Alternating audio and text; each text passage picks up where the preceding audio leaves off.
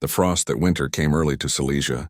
Beneath a sky the color of lead, men in ragged RAF uniforms shuffled through snow, their breath rising like ghosts above the barbed wire. Beyond the watchtowers, the pine forest whispered secrets the Germans could not hear. And under the frozen ground, under the boots of guards, beneath the chapel itself, a heartbeat pulsed in the dark. Inside the wooden hut known as Block 104, a radio hissed faintly behind a false wall. The air smelled of damp earth and cigarette smoke. Every few minutes the floorboards shuddered as men passed buckets of sand, their faces pale and smeared with clay. The tunnel stretched 40 feet, then 50, now almost 60. Its walls were shored with scavenged bedboards, its ceiling stitched together with prayer and desperation. They called it Harry, and it was alive. A sentry's spotlight swept across the windows. All work froze. Somewhere a guard coughed. Then silence. The men exhaled together, slow, synchronized, rehearsed. One looked toward the chapel rising above the snow outside, its steeple black against the moon. Inside that chapel they had buried a tunnel mouth beneath the altar Tom, sealed since discovery. But under this hut, under the feet of men pretending to wait out the war, Harry crept toward freedom inch by inch, breath by breath. Outside, the Germans laughed around a brazier, warming their hands, unaware that directly below them, hundreds of prisoners were digging through frozen soil toward the promise of air. Every scrape of a tin plate, every shiver of candlelight, every prayer whispered under that roof was a declaration, "We are not done yet."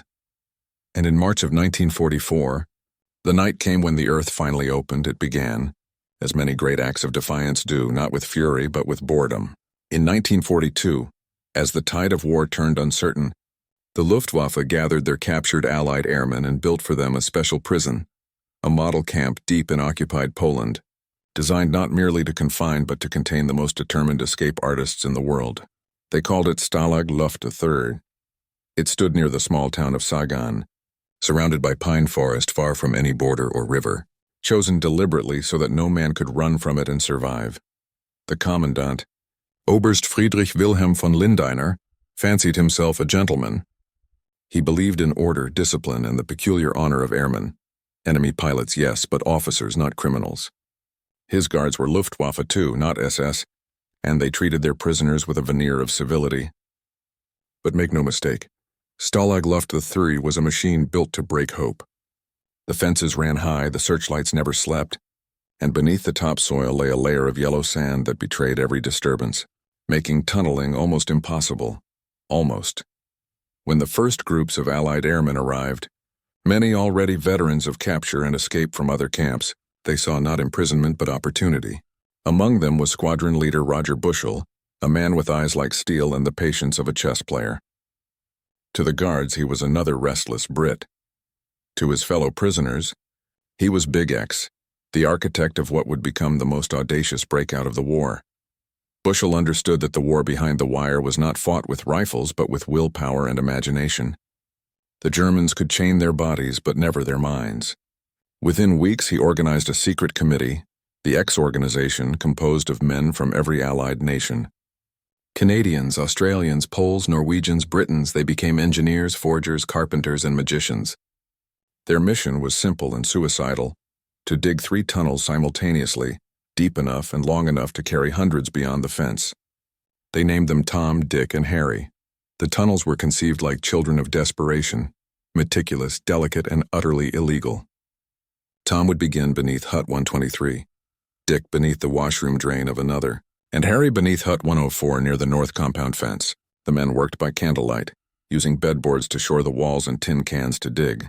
Sand was hidden inside their trousers and discreetly shaken out while they walked the compound, a trick known as penguining. They crafted air pumps from stolen food tins and piping from milk cans, wiring lights from scavenged electrical cable. Every evening, as guards counted heads and towers swept the grounds, the earth below came alive. Each scrape of a spoon was a heartbeat, each whisper a prayer. The tunnels grew inch by inch through frozen soil, their ceilings lined with scavenged wood, their ventilation shafts disguised beneath stoves and water barrels. Even the chapel became part of the illusion, a sanctuary above a sin. Beneath its altar lay one of the abandoned mouths of Tom, discovered by the Germans months before and sealed. They believed it was over. They were wrong. Life in Stalag Luft III moved to the rhythm of monotony punctured by brilliance. The men staged plays, built a theater, painted sets, and brewed ersatz coffee from burnt bread. Beneath the civility, rebellion thrived. Hidden cameras smuggled into Red Cross parcels spied on guards. Uniforms were tailored into civilian coats. German paperwork was replicated by artists working in secret. The forger's hut became a cathedral of counterfeit. Rubber stamps carved from boot soles. Typefaces copied by hand. Papers aged with tea. Every document was a passport out of hell. As the months dragged on, Tom neared completion. 100 yards long, its exit calculated to emerge beyond the trees. Then in September 1943, disaster struck. A German guard, poking the ground with his bayonet near a ventilation shaft, uncovered a patch of disturbed sand.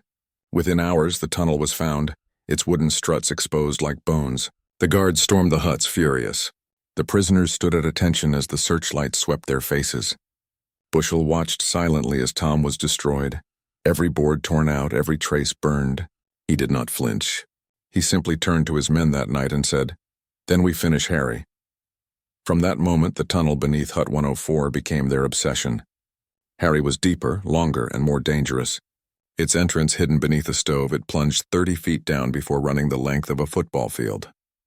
The air was foul, the walls narrow, but the men pushed on. Engineers measured every inch by instinct. "We're closer to Berlin than to heaven," one joked, wiping sweat from his brow. Above them, snow fell over Sagan. Below, the world was being remade one handful of dirt at a time. By early 1944, Harry reached its final stage. Over 600 prisoners had worked on it in shifts.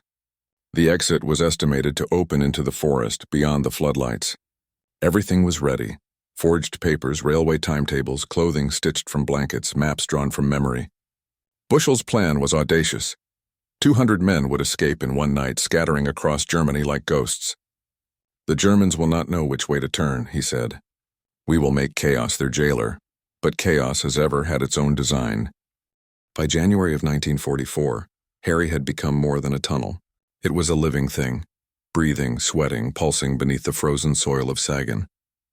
The men spoke of it in whispers, never by name, never aloud. To the guards, it was superstition. To the prisoners, it was salvation. Beneath the planks of Hut 104, they gathered in shifts of 3 or 4, slipping through the floor like ghosts into a world of flickering candlelight and suffocating air. Each man worked by instinct, half blind, pushing sand with tin cans tied to string, passing it backward along the shaft in silence. The walls pressed close, the roof no higher than a coffin lid, and still they dug 30 feet down 90 yards forward, toward a forest they had only seen through barbed wire and dreams. The entrance was hidden beneath a stove. At dusk, the men removed the false panel, lowered the ladder, and descended into the earth. The air hit them like wet paper, thick, heavy, tasting of clay and candle wax. At the bottom waited the marshal, the man who timed each shift with the precision of a surgeon. No one stayed underground longer than 2 hours. The air would kill them before the Germans did. The pump, a masterpiece built from bedboards, biscuit tins, and torn shirts, wheezed in rhythm, pulling oxygen from above through makeshift bellows. "Keep her breathing," the men said. "If Harry stops breathing, so do we." The walls of the tunnel glowed faintly in candlelight. They were lined with stolen wood, each piece numbered, cut, and smuggled under the noses of the guards. To build Harry had cost the camp half its furniture. Beds creaked under new blankets to hide their missing slats. Shelves collapsed. Tables stood crooked. Every plank beneath the ground had a twin above it, a ghost piece sacrificed for freedom. The men joked that one day the whole camp would sink from their ambition. To move the soil, they invented a language of misdirection. They filled pouches sewn into their trousers and released the sand discreetly in the gardens, along the walkways, even inside the theater during shows. The guards, amused by the Englishman's endless gardening, never noticed the compound slowly rising around them. In the canteen, mugs clinked, cards shuffled, laughter rose, all of it camouflage. The real work was silence. Each man had his role. Penguins carried the sand.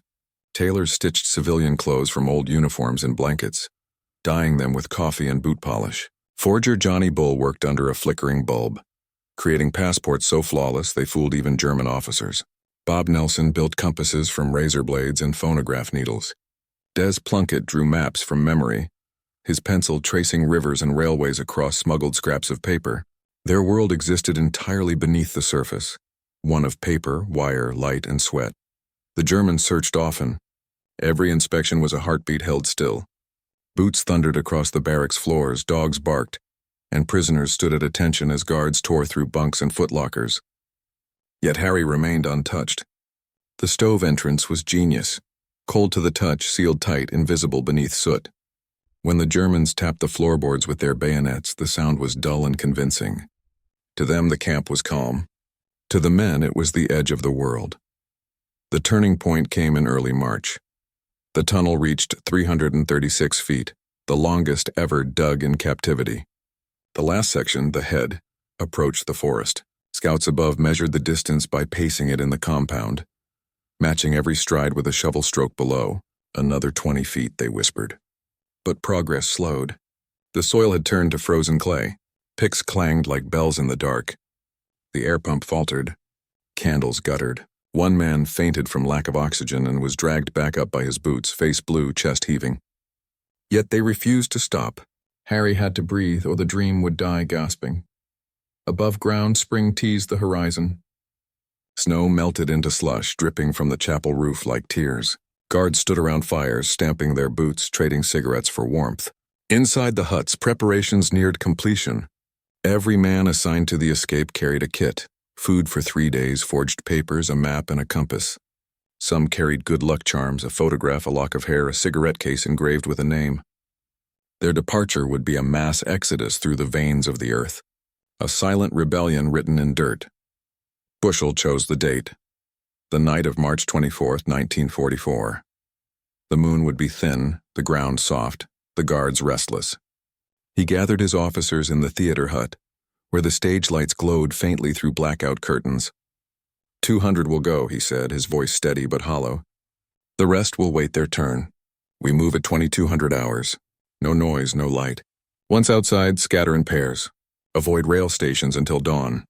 He paused, looking at their faces, the pale, exhausted, determined faces of men who had already escaped 1,000 times in their minds. Gentlemen, he said finally, it's time to go. That evening, as darkness settled over Stalag Luft III, the prisoners prepared. Inside Hut 104, the stove was lifted, the rope ladder lowered, and candles lit. The tunnel yawned open, a throat of earth leading to freedom. The first man descended, his breath clouding in the air. Others followed, crawling single file into the silence. The air pump groaned. The string and tin signaling system trembled as the line moved forward. Above them, the camp slept, its guards oblivious. Then, disaster. The tunnel broke the surface not within the forest as planned, but 20 feet short in open ground. When the first man poked his head up, the trees loomed just out of reach, the snow glowing under floodlight glare. He froze. Too short, he whispered down the line. Bushell clenched his jaw. There was no time to dig farther. They would risk it. One by one, men crawled through the opening, sliding across the snow on their bellies, disappearing into the tree line like shadows dissolving into fog. The watchtowers were silent. The earth held its breath. For an hour, it worked. 50, 60, 70 men gone. Then a guard noticed steam rising from the hole, a wisp of warmth in the cold air. He called another sentry. They approached, rifles ready, and then they saw it, a head emerging from the snow. A man froze, half inside the earth, half out. A shout split the night. Flares exploded overhead, flooding the camp in white fire. Sirens wailed. Searchlights slashed through the forest, and in that instant, freedom turned to chaos. Men still inside the tunnel panicked, clawing backward, colliding in the narrow shaft. Buckets overturned, candles fell, oxygen vanished. Those already outside ran into the woods, snow swallowing their tracks. Some made it to trains, boarding under false names. Others were caught within hours, dragged back bleeding and frostbitten. Bushell escaped into the night with Flight Lieutenant Roger Gordon and Polish officer Kazimierz Pawluk, vanishing toward the south. Behind them, the camp burned with light, the guards shouting, dogs barking, prisoners standing in rows as officers screamed for order. Harry had done his work. He had breathed his last. When dawn broke, the Germans counted the roll call 3 times. 76 men gone, 76 ghosts in the wind. The first man captured was caught less than a mile from the camp. His breath had frozen in his scarf. His boots left a trail too straight, too perfect for the hounds to miss. The Germans were furious but not surprised. Escape was a constant game at Stalag Luft III. What shocked them was the scale. 76 men gone in a single night. 76 officers who had vanished from beneath their feet without a whisper. Within hours, every police post, railway station, and roadblock across Germany crackled with radio orders. Alarmstufe 1, the message read. Flyers escaped from Sagan. Capture alive. The hunt had begun. At dawn, the camp stood in silence. Snow dripped from the roofs, melting under the weight of the night's chaos. Prisoners lined up in the yard, faces pale, eyes hollow. The guards were tense, rifles at the ready. Oberst von Lindiner stood before them, his voice controlled but cold. 76 of you have disgraced yourselves, he said. You have broken faith. For every man missing, we will find another to answer. Behind him, the Gestapo cars arrived, black Mercedes gliding across the frost. From that moment, the camp ceased to belong to the Luftwaffe. The men in leather coats had come to finish what the earth had started. Outside the wire, Germany awakened to a manhunt unlike any other. The fugitives scattered across hundreds of miles, some moving south toward Czechoslovakia, others north toward Denmark, a few daring west toward Holland and France. They traveled in pairs or trios, their forged papers clutched like lifelines. At railway stations, they stood among civilians, uniforms hidden beneath overcoats, faces shadowed by caps. They bought tickets with counterfeit Reichsmarks, boarded trains, and prayed. Each whistle blast was a heartbeat, each Gestapo patrol a ghost passing inches away. Roger Bushel, Big X himself, rode through the night toward Breslau, his forged papers identifying him as a Norwegian engineer. Beside him sat Bernard Scheidhauer, a French pilot with sharp eyes and a soldier's calm. They said little. Every sound, the click of wheels on tracks, the murmur of passengers, felt like thunder. At dawn, they slipped off the train and began walking east, hoping to reach the Czech frontier. But the Gestapo net was already tightening. Posters appeared in towns bearing sketches of their faces. Police dogs combed every village. The Reich was bleeding from within, and these 76 men were now its fever dream. Not all ran. Some hid in barns or abandoned mills, waiting for night to fall. 2 Norwegians, Halden and Fangen, stole bicycles and pedaled through the countryside, frost biting their hands. Others trusted the underground. Dutchman Bram van der Stock moved with precision, aided by resistance contacts who guided him through safe houses and across borders. His journey would take weeks, but he refused to stop. He carried inside him not just the hope of freedom, but the memory of those still running. For days, the German countryside was alive with motion. Trains searched, roads blocked, villages swarming with soldiers. One by one, the fugitives were cornered. Some surrendered without a fight. Others chose the forest, melting into the mist until found by dogs or betrayal. By the 5th day, half were back in custody. Yet the Gestapo was unsatisfied. Hitler himself had heard the news. Witnesses later swore that his fury shook the walls of the wolf's lair. 50 of them, he hissed. 50 will pay with their lives. The order went out quietly. The prisoners recaptured would not be returned to Sagan. They would be interrogated. Trucks rolled across Germany carrying men who had done nothing more than crawl through the dirt for freedom. They were told they were being moved to another camp. Instead, they were driven to remote fields, pulled from the trucks in pairs and shot. Back in Stalag Luft III, the air thickened with dread. Days passed with no word. Then came the official announcement. Of the 76 officers who escaped, 50 have been shot while resisting recapture. The message was read aloud to the prisoners in the yard. A murmur rippled through the ranks. No one believed the story, but no one dared speak. The silence that followed was the loudest sound the camp had ever known. Bushel's name was on that list. So were Pauluk, Scheidhauer, Cross, Graves, Mulholland, and dozens more, each man executed under the same lie. The news broke the camp's spirit, but not its soul. The surviving prisoners lowered their heads, not in defeat, but in mourning. We dug for them, one whispered. We'll remember for them too. The tunnels were sealed. The stove entrance was nailed shut, the floorboards replaced. The Germans filled Harry with concrete, pouring it like tombstone cement, but they could not fill the memory. Even the guards, many of whom had admired the ingenuity of the escape, walked quietly that week. Von Lindiner, the commandant, reportedly wept in private. He had obeyed his orders, but the war had changed around him. Honor had given way to vengeance. Spring returned to Sagan slowly. The snow melted, revealing muddy paths where boots had trampled the ground. The chapel bell rang each Sunday, its sound hollow in the thinning air. Under its floor, the remnants of Tom still slept, a buried scar of wood and sand. Above it, the prisoners carried on. They built new furniture from scrap, mended uniforms, and staged plays once more. They sang because silence had become unbearable. In secret, the survivors kept a list of the 50. Their names were written on scraps of paper, hidden in walls, smuggled in Red Cross parcels. When the war ended, those lists would travel across Europe, handed from one survivor to another, until every name was accounted for. The Allied command promised justice, and justice came slowly, but it came. The Gestapo officers responsible for the murders were hunted down after the war, tried, convicted, and executed. Yet for those who had lived beneath the wire, the wound never closed. Years later in interviews, survivors would describe that night not as a failure, but as a victory of spirit. "We dug a hole in their empire," one said, "and for a moment we crawled through it." The story of Harry became legend, not for the men who escaped, but for those who dared to dream it could be done. When the war finally ended in 1945, and Allied troops liberated the remnants of Stalag Luft III, they found the tunnels collapsed, the huts empty, the forest reclaiming the ground. But inside the chapel under the altar there was a faint depression in the earth, a reminder of the mouth of Tom, the first attempt. Dust drifted through the light from broken windows, and if one stood there long enough they could almost hear it, the faint rhythmic sound of digging. The spring of 1944 bled into summer, and Stalag Luft III existed in a strange twilight of guilt and endurance.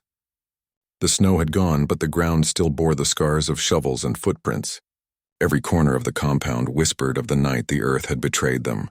The remaining prisoners lived with a kind of ghostly discipline, eating, marching, pretending to sleep, haunted by the 50 names that could no longer answer roll call.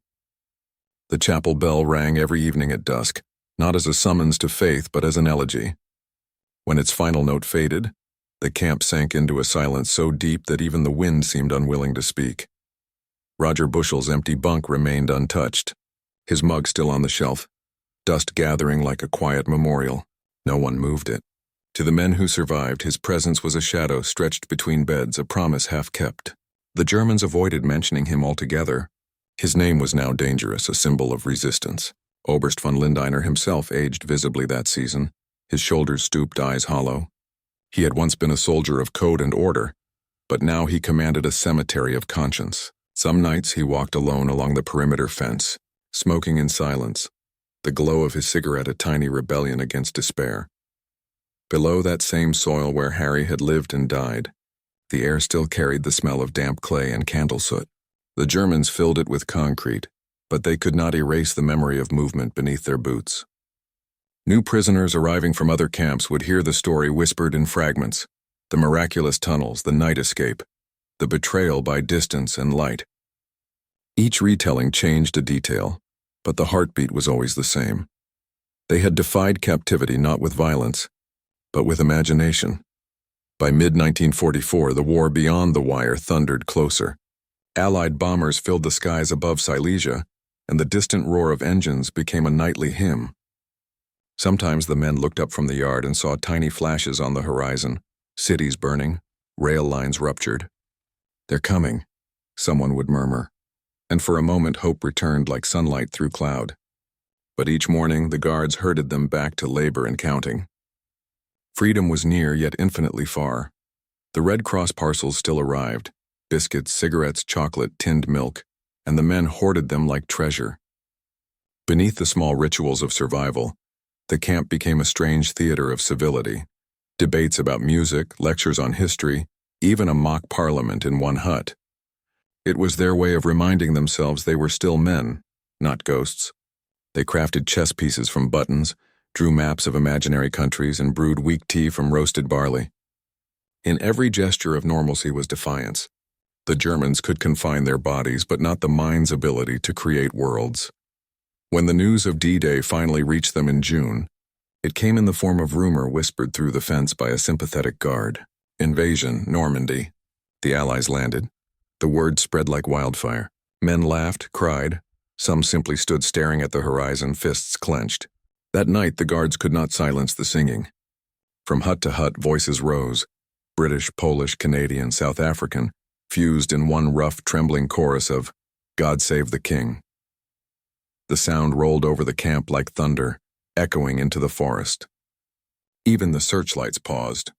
It was the first time in months that the air felt light again. Yet war's cruelty returned quickly. Within weeks, Allied bombers struck a nearby rail line, and the Germans retaliated by tightening security. Curfews extended, searches increased, parcels delayed. The men endured it all with the stoicism of those who had already buried part of themselves underground. The dream of Harry lived on in small rebellions. Hidden radios, coded letters, drawings of the tunnel scratched beneath bunks. A new generation of prisoners studied those sketches not to escape but to understand. They called them the lessons of the earth.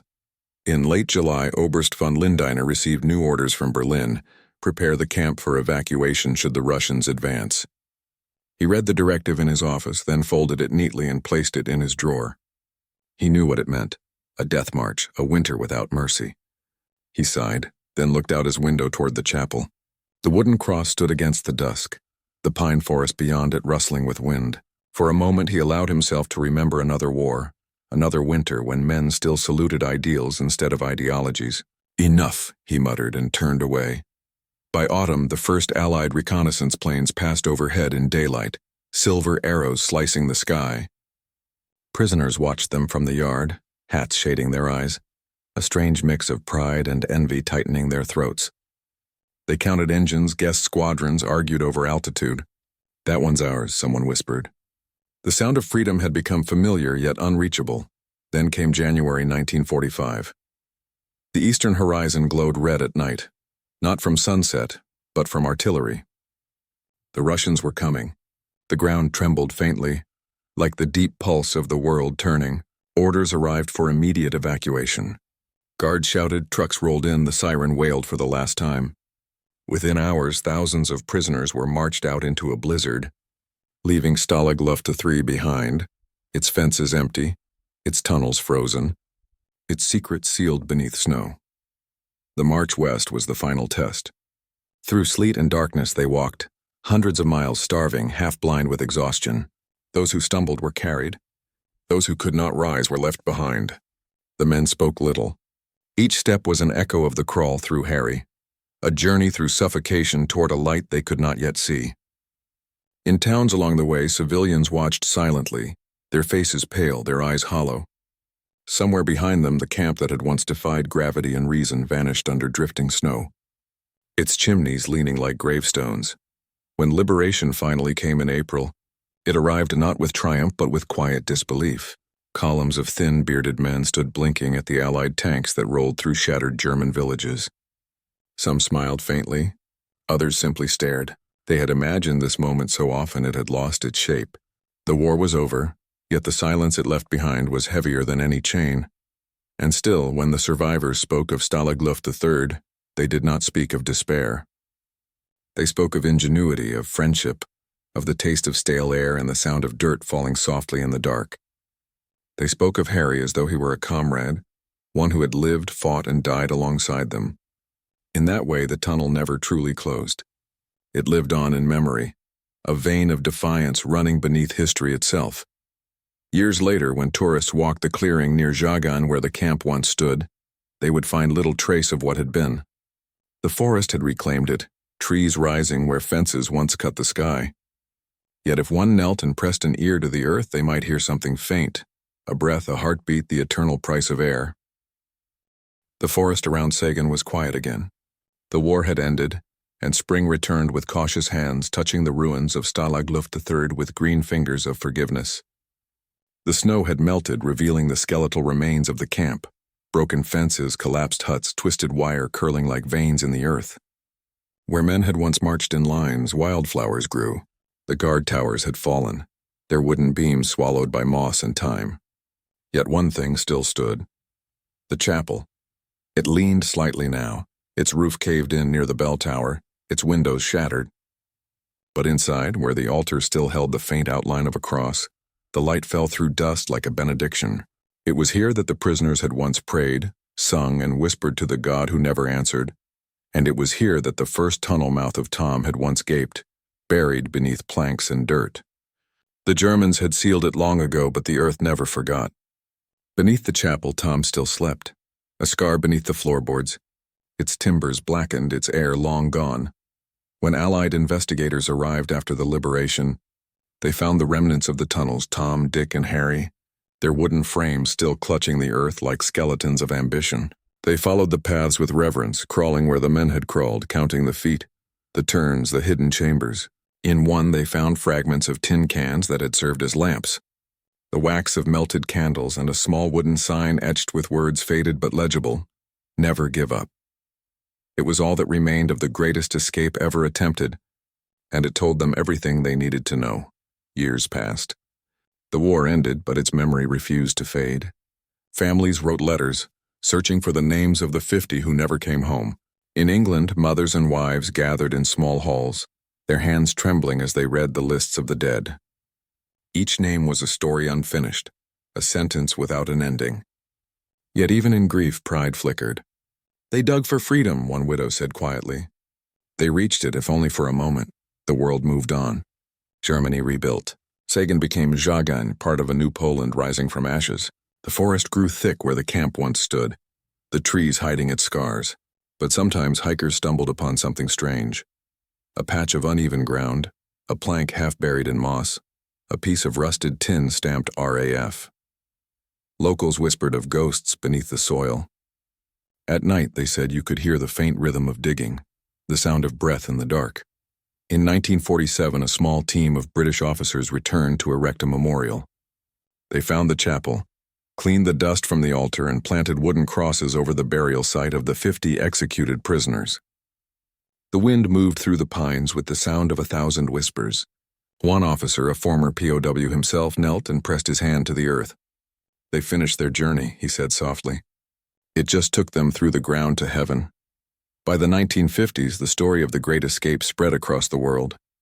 Books were written, films made, myths born. But beneath the heroism and adventure, the truth remained raw and sacred. The men of Stalag Luft III were not adventurers. They were soldiers who refused to let walls define them. Their courage was not in escaping, but in believing that even in captivity, freedom could still exist in thought, in laughter, in the quiet act of creation beneath a chapel floor. Visitors who came to Sagan in later years would find a new memorial at the site of the old north compound. Stone paths tracing the outlines of huts, plaques bearing the names of those who once lived there. The air smelled of pine and wet earth. Guides spoke of Bushel, of Wallace, of the Canadians and Norwegians and Poles who defied death with spoons and wood. They pointed to the reconstructed entrance of Harry, its wooden frame dark and narrow, descending into cool shadow. Tourists peered inside, imagining the fear, the heat, the sound of whispered breath. And in that silence they understood what words could not say. The chapel was restored eventually, its steeple straightened, its bell rehung. On clear mornings it rang once again, not for roll call but for remembrance. Each toll echoed through the forest, fading into the distance where the line of trees met the horizon. Beneath the floorboards the earth remained still, but one could feel something, an invisible pulse, faint but eternal. The air there was heavier, as though it still remembered the weight of hope. Every year on March 24th, survivors and their families gather at the site. They stand before the memorial stones, their faces lit by candlelight, their breath misting in the cold. The ceremony is quiet, dignified, no speeches, no applause, only the reading of names, 50 voices spoken into the wind. When the final name is read, the bell of the chapel rings once, a single note carrying across the pines. Then silence, only the rustle of leaves, the whisper of history breathing, and perhaps, if one lingers long enough, one might sense it, the memory of men moving through darkness, their hands pressed to the earth, their hearts pounding with the rhythm of belief. They are still there in a way, still crawling toward the light, still breathing through the soil beneath the chapel that hid them, still teaching the world that freedom is not the absence of bars but the refusal to stop digging.